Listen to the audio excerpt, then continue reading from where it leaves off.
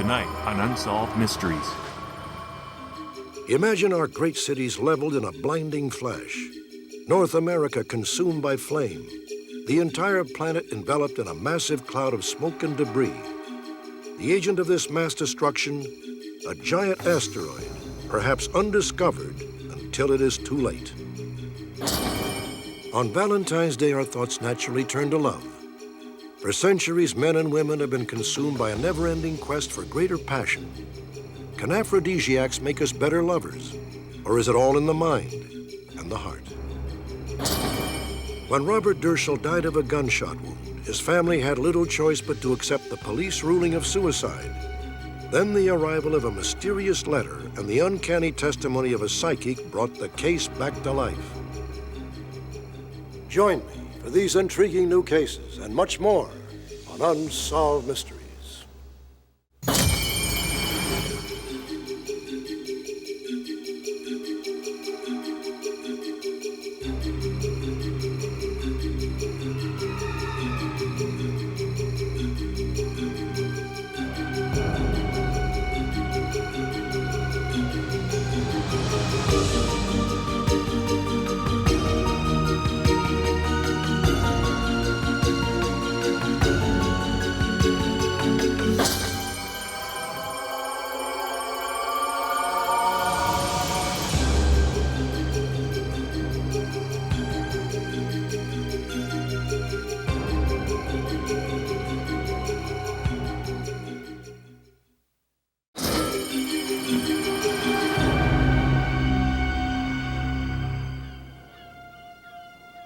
Admit it. Unless you're Mick Jagger or Madonna, you probably wished for a magic potion that could transform you into the consummate lover or turn that aloof stranger into your adoring sweetheart. You're not alone. For the last few thousand years, from Afghanistan to Zanzibar, men and women have searched high and low for the perfect aphrodisiac. Wishful thinking? Or are there recipes for romance that deliver the goods? Modern science has a surprising answer. One of the traditions in Europe was that newlywed couples would drink a wine made of honey every night, and this would be a way for them to help increase their energy during the first month of their marriage, and that's where the word honeymoon came about. And of course, we know honey is very, very high in B vitamins and amino acids, and is a very, very highly nutritious product, plus it gives the body energy, which is required also for healthy sex. Even the straight-laced Puritans in colonial America had an aphrodisiac. The dandelion weed, which we now know is rich in vitamin A and other elements that jumpstart the engines of love. But since time immemorial, oysters have enjoyed a reputation as the food for lovers. For some, just a peek at the succulent mollusk can provoke thoughts of sex. Lab tests indicate that the oyster's fame is honestly earned. Zinc is a mineral that's required for the production of testosterone, and testosterone is the most important hormone for sexual response in both men and women. And oysters have more zinc than almost any other food. Though Dr. Watson has spent years studying aphrodisiacs, many patients who come to her Southern California office are not lovesick. At least that's not at the top of their list. So, Charlie, are you having trouble sleeping? Yeah, I'm only getting about... Charlie was there because his 18-hour workdays had ground him down beyond exhaustion. I'm rested, I get up and walk around, I can't get back to sleep. She starts to steer her questions to what are my activities like? Am I energetic? Do I exercise? You know, how's my love life? That was kind of an odd switch because most doctors don't take you down that path. And how are these problems affecting you sexually? Well, it's taken its toll on my relationship to the point where it's non-existent. Dr. Watson prescribed a slower pace, plus a regimen of herbs and vitamins.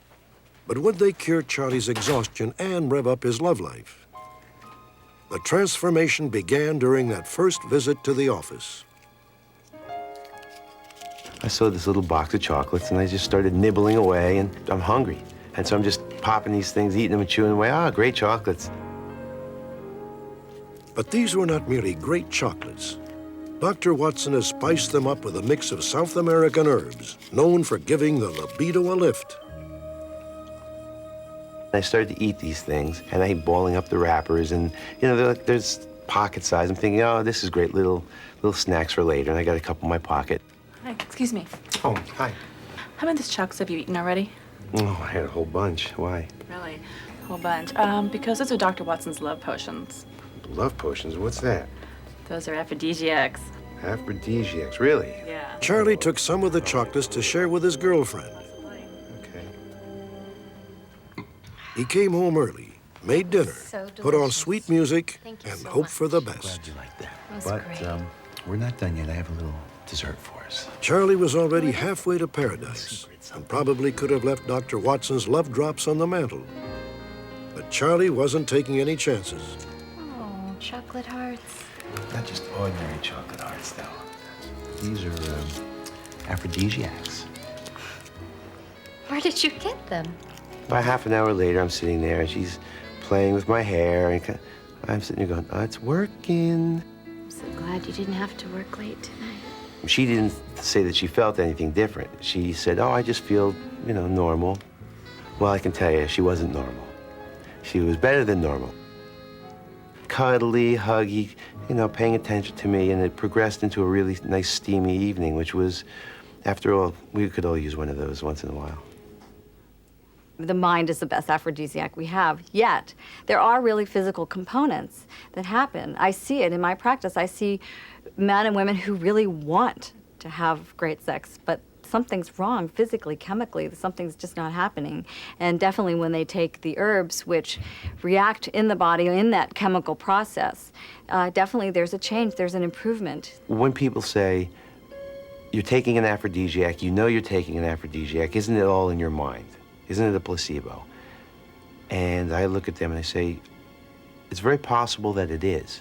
I mean, there's tons of medical records that show people have been given placebo medicine and have cured themselves. But hey, who cares as long as it gets you there? The wellspring of passion will undoubtedly remain one of life's great mysteries.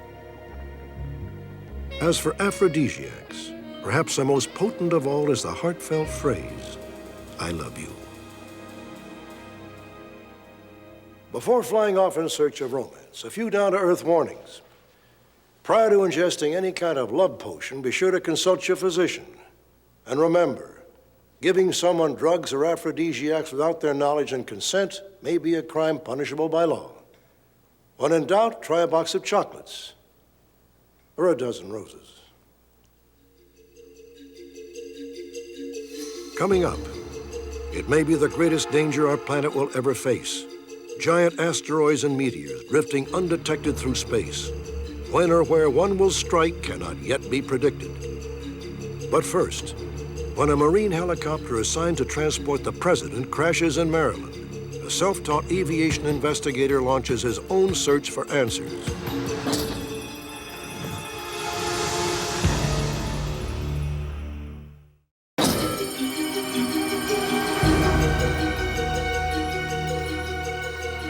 The following story originally aired on February 14th, 1997. Since then, there have been dramatic developments regarding the murder of Bill Cosby's son, Ennis. On January 16, 1997, 27-year-old Ennis William Cosby was shot to death while changing a flat tire. Only one witness, a woman, is known to have caught a glimpse of the suspected assailant. According to that woman, the man who authorities believe murdered Ennis was a white male wearing a light-colored knit cap. He was 25 to 32 years old, of average height and weight. Our evidence at this time would indicate a random type of situation, a random crime, and again, the most logical motive at this time is robbery. Other scenarios may come as we move along and follow these leads that the public give to us. Right now, it appears that it's a random crime and that robbery is the most logical motive. Here's what we know. About 1:30 a.m., Ennis Cosby pulled off the 405 freeway onto a lonely off-ramp near Mulholland Drive in Los Angeles. He called the woman on a cell phone and told her he had a flat tire. She went to the scene. She was sitting in her car when the suspect rapped on her window. She drove away in a panic. When she returned minutes later, Ennis Cosby was dead. His attacker was nowhere to be seen. During the next few days, police searched for more possible witnesses, sorting through hundreds of tips. We have been contacted by several people who believe they may have seen something there, either seen Mr. Cosby before the shooting when he was still alive, or may have seen something shortly thereafter. A Bel Air security guard gave police a description of a man in a blue hatchback he had seen in the area minutes before the murder. Police hoped that they had gotten a major break when they tracked that man to a mini mall in nearby Torrance, California, but it quickly came to nothing. Well, we're always disappointed if a lead turns out that it isn't what we thought it was going to be or hoped it would be. On the other hand, it's a lead that becomes eliminated and allows you to go on and spend your time in the productive areas of the leads that we have not eliminated. Police are certain someone knows a suspect. They are hoping that person will recognize this composite and call them with a critical tip. There's a mother, there's a father, there's a sister, there's a brother, there are friends who know this suspect. They know that he committed this crime, and we want them to come forward. We have a brutal suspect, somebody that carries a weapon, somebody that is probably an experienced criminal and has committed these types of crimes before.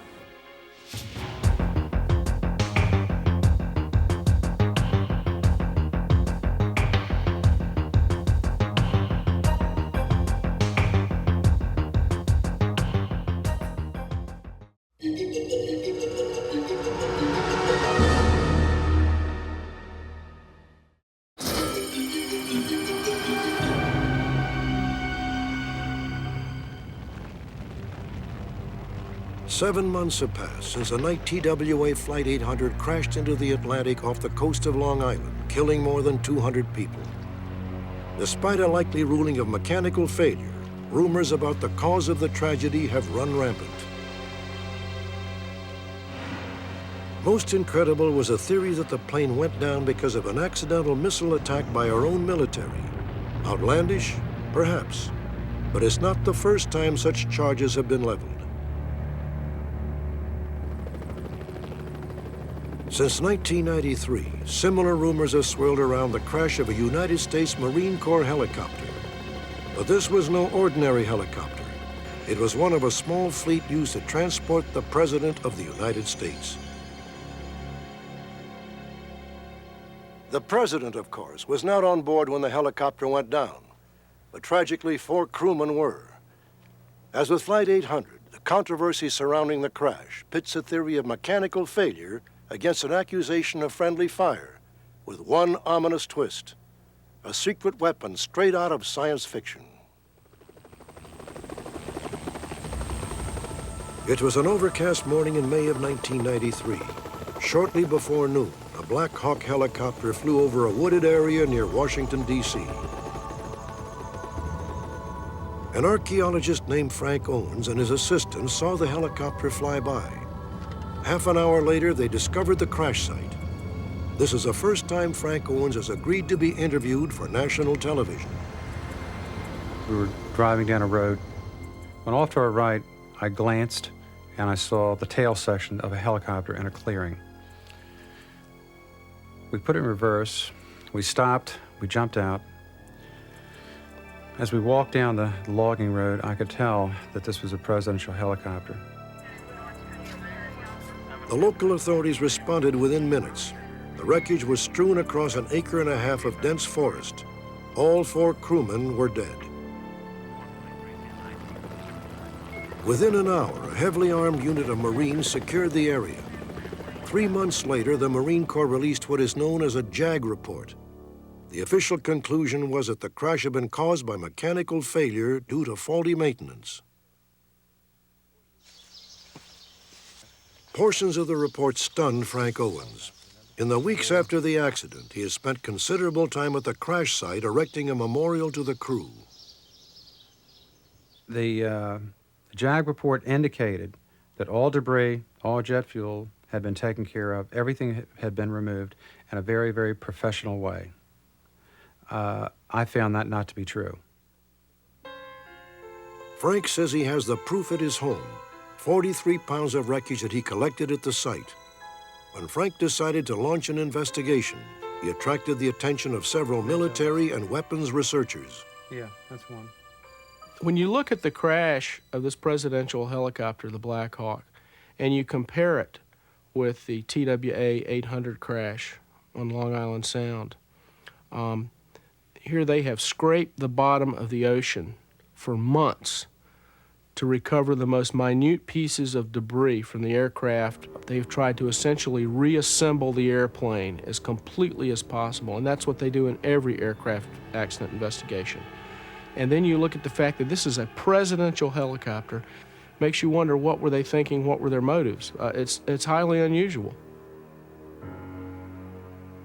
According to the JAG report, the accident was caused by improperly installed roll pins, 2-inch metal rods that connect the transmission to the engine. After speaking to the individuals that changed these roll pins, they felt that they did it correctly. I feel that something else brought this helicopter down. In talking to officials from the aircraft manufacturer, they say that if in fact that roll pin were misplaced, the aircraft wouldn't have flown, and that roll pin was replaced a month before the aircraft crashed. In the interim, President Clinton had gotten on this helicopter and flown from Washington, D.C., all the way down to Norfolk, Virginia, and out to the USS Roosevelt and back to D.C., and it stretches all kinds of credibility, not to mention the laws of physics, that this helicopter would fly that long and that far if these pins had been improperly installed, as the Marine Corps says. They took off here from Quantico 1246. They crossed the Potomac. Frank Owens believes other clues can be found by studying the flight path of the helicopter. And they continued in a south direction. I was here when I observed the helicopter fly overhead. This was my location. As they continued through this area here, at point 16, they made a dramatic change in course. The thing I found most significant about the flight path of the helicopter was that the pilot was extremely experienced. He made an extreme U-turn, which indicates that he believed something was wrong and he was heading back. And then he passed over a field large enough to land a dozen helicopters in to crash in the trees just a few hundred yards beyond. It really kind of made me wonder if it was possible that vision could have been impaired. I'm not certain what the cause of the crash was. I don't think it's what the Marine Corps claims. And there is physical evidence and circumstantial evidence that indicates the helicopter could have been exposed to microwave radiation. If true, it is a stunning revelation. During the Reagan administration, a number of high-tech weapons were developed as part of the Star Wars initiative.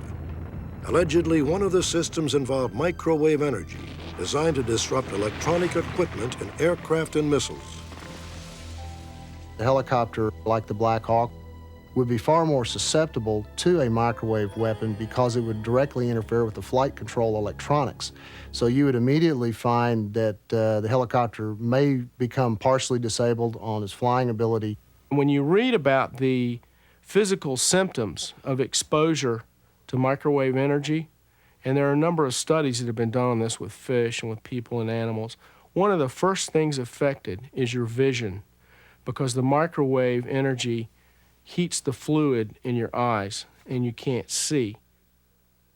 Does such a weapon exist? Apparently, the Army has experimented with high-powered microwave technology, but most experts say an actual delivery system is not yet a reality. High-power microwave weaponry does not exist, period. There are no high-power microwave weapons. The work that's being done now and over the last decade is to assess whether or not the military electronics of the United States and other powers are vulnerable to high-power microwave effect. But others disagree. They believe such weapons do exist and may have been tested at this Army research lab in Blossom Point, Maryland, 5 miles from the crash site. We'll go through to find all this wreckage. Frank Owens and his colleagues believe a high-powered microwave is the only way to explain the most baffling aspect of the entire case: unusual burn marks on each of the victims' bodies. We asked Dr. Richard Grossman, a leading burn specialist, to examine several of the autopsy photos. It doesn't have the appearance of an acid burn. It doesn't have the appearance of a flame burn. But I can tell you that that tissue is burned. But I can't tell you what caused it because I don't know. The Marine Corps had attributed the marks to chemical burns from spilled fuel. I don't think unignited jet fuel or any kind of aviation fuel would give you a contact burn like this. The kinds of microwave pulses that are being studied as possible weapons are not in anywhere near the domain necessary to produce biological effects on burns on human skin. It takes a great deal of energy, and there isn't much energy in the microwave pulses that are being produced. What caused the crash of the Black Hawk helicopter? Was it a mechanical malfunction? Or is the Marine Corps concealing a much different scenario? The accidental downing of one of its own helicopters by a top-secret weapon system. Just recently, Frank Owens informed us that he is indefinitely suspending his investigation out of respect for the victims' families. However, he remains convinced that the whole truth is yet to be uncovered. The Marine Corps stands by its original report and considers the matter closed. Next, a disturbing unsigned letter and a bizarre psychic vision lead to speculation that the death of a loving husband and father was not suicide. And later, catastrophic danger lurks in the infinite beauty of space. Are we on a collision course with a giant asteroid?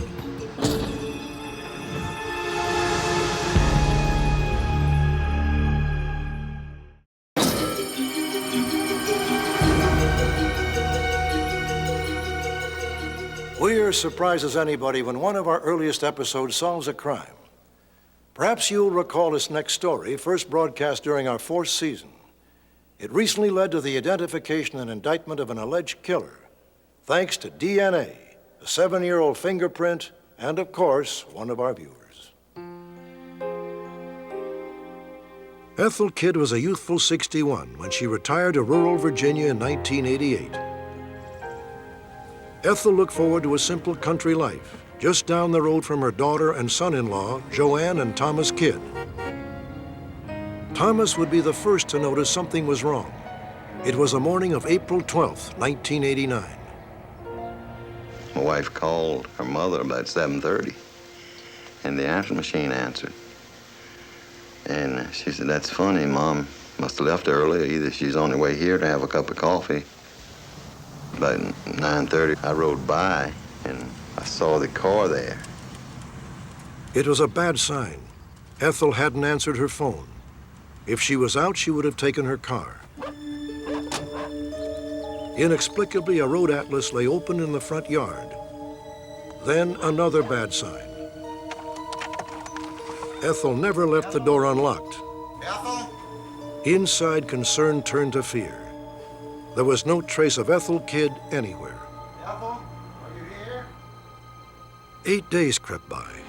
Then Ethel's body was discovered in the woods nearby.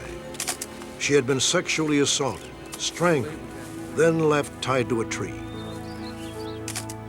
The killer is extremely brazen. It's even as if he may have been taunting the police, saying, "Catch me if you can." A suspect would indeed be caught. However, authorities would need the help of one very sharp-eyed viewer. Here's Keely Shea Smith with more on the improbable break in this case. Bob, from the very start, investigators believed their best hope of identifying the killer lay with the atlas that Thomas Kidd had found in Ethel's yard. They were right, but it would take 7 years and several reruns of the story for their hunch to pay off. At the Virginia Bureau of Forensic Science, technicians were able to pull fingerprints from several pieces of paper that had been tucked into the atlas. But without a known suspect, the prints were useless. The critical break would come from what authorities judged to be the killer's own list of preparations for the abduction of Ethel Kidd. This is the suspect's checklist. Over the years, millions of viewers saw it, but one person actually thought the handwriting looked very familiar. The tipster provided a name, Edward Wayne Beverly. Beverly had lived in Burr Hill, Virginia, just a few miles from Ethel Kidd. Shortly after her murder, he abruptly left town. Virginia authorities finally located Beverly in a Tennessee prison, where he was serving time for armed robbery. We compared fingerprints, and they matched to Mr. Beverly's prints. And on the victim's body, there was evidence there indicating sexual contact, and we compared Mr. Beverly's blood through DNA testing, and that matches up also. I'm convinced that we have the right guy that did this crime based on the evidence that's available.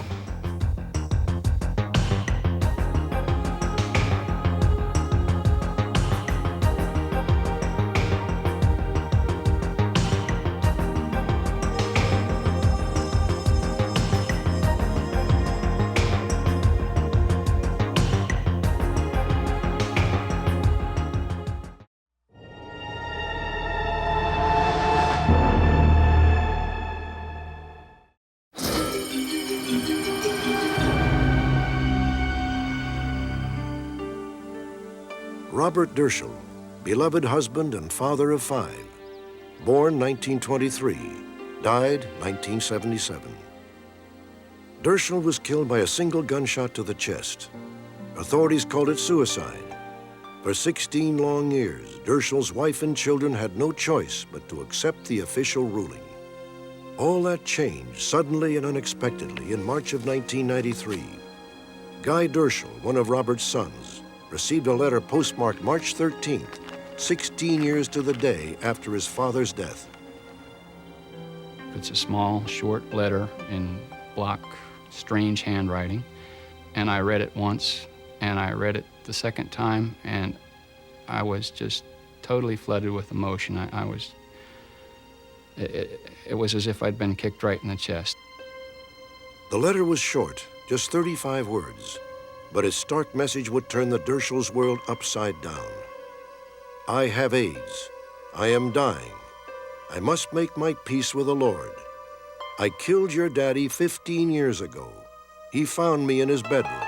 I had no choice. Please pray for me. A mean-spirited hoax or a sincere deathbed confession? Without a signature or return address, there was no way to find out. The Dershel family believes that this letter is genuine, evidence that Robert Dershel did not take his own life. What's more, they say corroboration came from an even more extraordinary source, a psychic vision from beyond the grave. This most unusual case began in the most mundane manner. Oh, where's the iodine, honey? Oh, it's in that small cabinet underneath the mirror. Oh, I got that foot problem again. March 13th, 1977 was a Sunday. It was 7:30 a.m., an hour and a half before Robert Dershel and his wife Ginny would head off to church. I heard a sound, a loud sound, but I assumed it was the slamming of the back door because the doors and windows were all open, and when you went out to the pool, that did slam. A few minutes later, Ginny went to the bedroom to dress. Her husband was bleeding from a wound to the chest. His shotgun lay nearby. I bent down enough to know that he was dead. I was sure he was gone. I don't think I touched him. I called the police, and it seemed like they arrived immediately. What time did you get here? 8:15. Investigators found no evidence of a break-in, no sign of a struggle. Within 15 minutes, they concluded that Robert Dershel had committed suicide. I say here the left shoe is off. I think what he did is he sat on the edge of the bed, put the shotgun up to his chest, pulled the trigger with his big toe. Ginny argued that her husband had merely been medicating a foot ailment, but she argued in vain. It would take the arrival of the mysterious letter more than 16 years later to push authorities to take a second look. Within 2 weeks, the case was reopened. The Dershel family had never seen the original police report on Robert's death. They secured a copy and went over it word by word. It was just so full of untruths, guesswork, interviews of people that hadn't seen my father in more than 2 years. Close friends weren't spoken to. And the Luger's loaded. Investigators had concluded that Dershel was driven to suicide by despair over an unsuccessful surgery years earlier.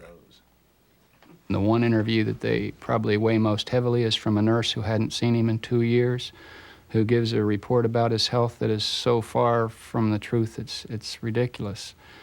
She portrays him as a bedridden vegetable, where he was a happy, fairly healthy man, had a social life, he still traveled and still was a productive salesman. It was strictly investigated as a suicide. I don't think there were any fingerprints taken of the gun or any place in the house.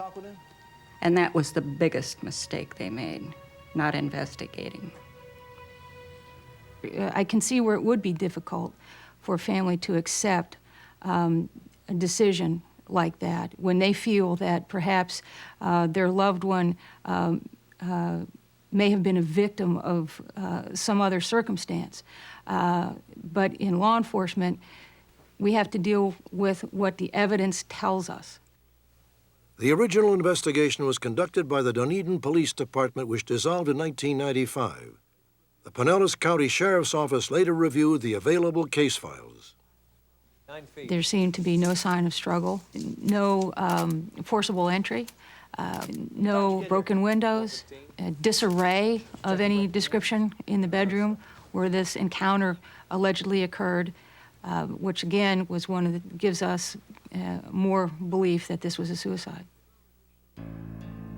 Without additional evidence, the ruling remained suicide. But for Robert Dershel's family, the case was anything but closed. Indeed, it grew more and more bizarre. In February of 1995, Jenny's sister Fran traveled from Florida to California.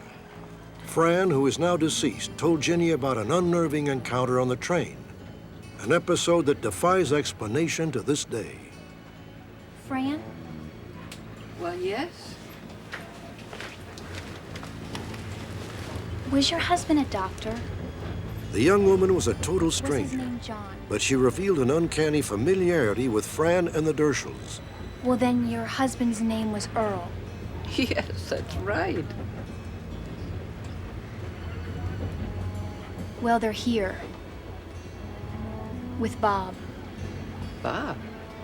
Yes, your sister's husband. And he was murdered about 15 years ago. Murdered? Please, don't be frightened. I'm not a mystic or anything of that kind. My father passed away a number of years ago, and he sends me messages from the other side. I think it's best that I write this down so that you can keep it with you and give it to your sister Jenny. Fran said that the woman wrote down her psychic vision on a napkin. My first reaction to psychic was, I didn't believe in psychics. I'm sorry. And yet, the more I heard, I sit on the Amtrak train. I had to say I believe in this. I see a picture in my mind regarding the murder of your sister's husband, Bob. I see a narrow door opening with a gun case showing. And your sister's husband is going to another cabinet near the mirror to look for foot treatment for athlete's foot.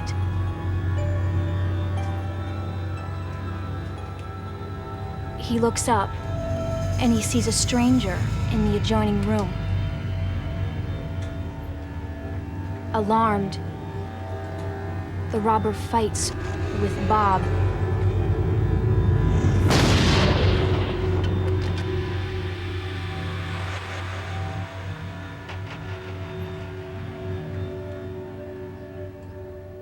The things that were written by the young lady on the Amtrak train were startling in that some of this information wasn't anywhere to be found. It was just too real. It was as if this person was in the room. She's made no effort to gain from it. There's been no approach to us, which you would expect if there was a hoax. And I honestly believe it was a situation that took place that I can't explain in the reality of this world.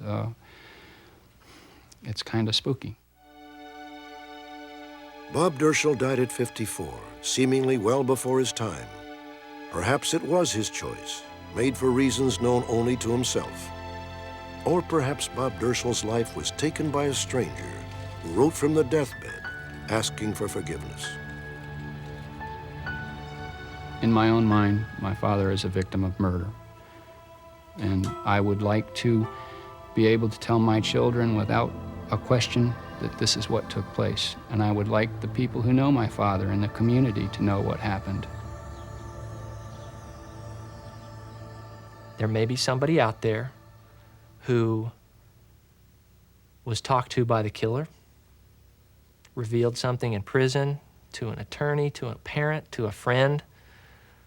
It's a small world, and stranger things have happened. That's one of my hopes, is that somebody out there can fit the last piece of the puzzle into place.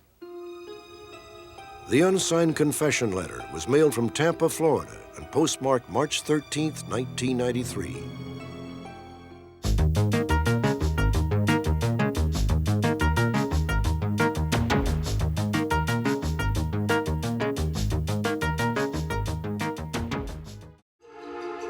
When we return, 65 million years ago, a giant meteor slammed into Earth, creating a new ice age and ending the reign of the dinosaur.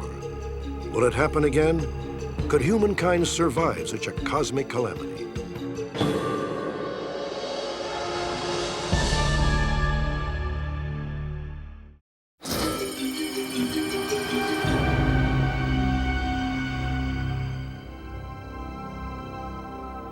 Imagine the Manhattan skyline flattened, the sprawl of Los Angeles pulverized, the entire country devastated in the blink of an eye. An atomic nightmare? No. A natural disaster unparalleled in human history. A disaster no one can predict. It will come from outer space. July 16th, 1994, a frightening preview. Huge fragments of a giant comet called Shoemaker-Levy slammed into the planet Jupiter, causing the most massive chain of explosions ever witnessed by man.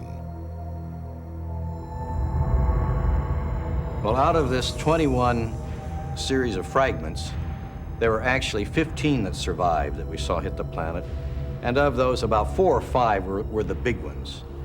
When each of those largest fragments hit Jupiter, it had about the same energy as if you had taken all of the nuclear bombs in the world. Dr. Gene Shoemaker is co-discoverer of the Shoemaker-Levy comet. Put them all in one big pile and set them off all at once. That's about 10,000 million tons of energy.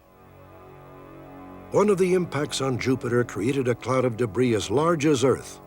This cataclysmic event immediately brought troubling questions to mind. Could it happen here? And what if it did? Could life as we know it survive in a vast cosmic shooting gallery? Fortunately, the odds are in our favor. Astronomers estimate that here on Earth, celestial disasters on the grand scale of Shoemaker-Levy occur only once every 100 million years. But that's not to say we're entirely safe. At this very moment, there are literally thousands of asteroids and comets streaking through the solar system. Is it possible that one the size of Shoemaker-Levy could collide with our planet?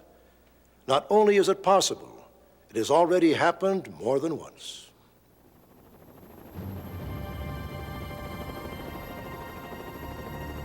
This is Meteor Crater, 3 hours north of Phoenix, Arizona. It was here, long before the dawn of civilization, that an asteroid slammed into the desert floor. Scientists estimate its velocity at more than 40,000 miles per hour. Meteor Crater is the first recognized impact crater on the Earth. It's 4,000 feet across, about 600 feet deep. It was formed by an iron asteroid about 50 yards in diameter, and it was formed very close to 50,000 years ago. But if you'd been there, you wouldn't want to have been too close. If you had been standing where Flagstaff is today, 40 miles away, you would have probably been knocked over by the shock wave. Buildings would have been collapsed. But meteor activity on Earth isn't just consigned to ancient history. Early this century, in 1908, a fireball raced through the sky over Siberia. It exploded above the remote area of Tunguska, spraying debris with the force of 1,000 atomic bombs. To get a good idea of the devastating effect of this impact event, a city that I know very well, Houston, has surrounding it a highway, a beltway highway, 610 loop. Everything inside the 610 loop would have been flattened and charred. All the buildings, all the infrastructure, nothing would have been standing inside that area. Anyone who lived there would have been dead. Incredibly, such devastation did occur on a worldwide scale at least once in the history of our planet. It was 65 million years ago, during the reign of the dinosaur. A gigantic meteor, some 5 miles in diameter, smashed into Mexico's Yucatan Peninsula, 75 miles east of where the city of Veracruz now stands. The surface expression would not lead you to believe that there is an impact crater there. You have a nice flat Yucatan Peninsula with really no topographic signs that a crater 180 to 200 miles across exists below. Virgil Sharpton has created this three-dimensional map depicting the Chicxulub crater immediately after impact. His detailed description of that catastrophic event is chilling and very possibly prophetic. Well, immediately before the impact, we think you would see a comet. Keep in mind that this object is traveling at about 140,000 miles per hour. You don't have a lot of time between the time it goes into the atmosphere and the time that it actually strikes the Earth. Much less than a second, obviously. The impact at Chicxulub was heard and felt in every corner of the Earth. Instantaneously, the ground surged upward. Countless tons of rock and dust formed a massive curtain, hundreds of miles across and hundreds of miles high. As this dust started to make its way into the atmosphere, it would block the sunlight completely. It would be as dark as night. As some of this material started to re-enter the atmosphere, however, things would begin to light up, not by the illumination of the sun, but by the illumination of countless meteorites, shooting stars streaking through the upper atmosphere. According to Sharpton, these balls of fire touched off a raging inferno that spread across the entire Western Hemisphere. The smoke then rose to join with the impact debris, blanketing the Earth with an impenetrable cloud. Darkness was achieved almost instantaneously, and this cloud would basically expand around the Earth in a very short period of time. For the better part of a year, there was no sunlight. What emerged was a new ice age with its own catastrophic consequences. Roughly 75% of Earth's plant and animal life perished. The most prominent victim, the dinosaur. The consensus is today that dinosaurs were doing very nicely up until this event, and immediately after this event, they were gone, and they never came back. There's a large enough risk that I think we really should pay attention to it. The hazard of impact in terms of loss of life on the Earth, you don't take out just 100,000 lives lost. You could wipe out half or more of the entire human population. If an event similar to the one that formed Chicxulub happened tomorrow, then there would be no civilization. There is no doubt about that. There would be widespread devastation, death like we have never even imagined. And there's no protection for it. It's just one of those things that we have to live with. Fortunately, however, events like Chicxulub are extremely rare. At present, there are only a handful of scientists worldwide actively scanning the skies for near-Earth asteroids. Just recently, scientists discovered the Hale-Bopp comet, which will pass close enough to Earth next April to be seen without a telescope. Despite our extremely limited warning system, it is calming to note that there is no record of anyone ever being killed by an asteroid.